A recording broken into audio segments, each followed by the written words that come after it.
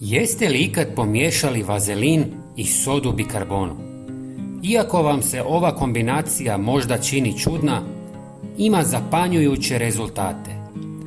Prvo što vam treba jest manja posuda u koju ćete staviti vazelin. Možete koristiti vazelin u kutiji, ali u tubi je puno praktičniji.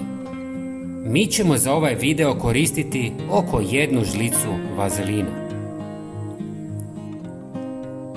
Zatim dodajte 1 žlicu sode bikarbone i dobro miješajte par minuta. Možete dodati i malo kvalitetnog organskog maslinovog ili kokosovog ulja. Mješavina sode bikarbone, vazelina i maslinovog ulja je nevjerovatna za kožu. Soda bikarbona djeluje kao blagi abraziv, pomažući u uklanjanju mrtvih stanica kože i čisteći pore.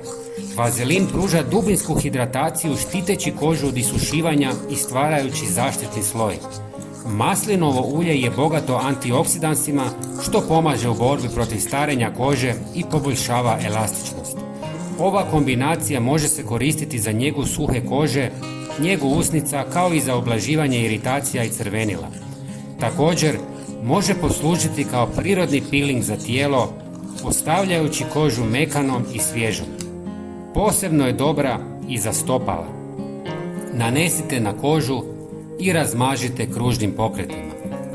Možete koristiti 2 do 3 puta tjedno i vaša koža će biti kao nova, a vi ćete izgledati 10 godina mlađe.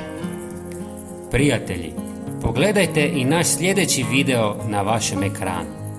Hvala vam puno i pozdrav!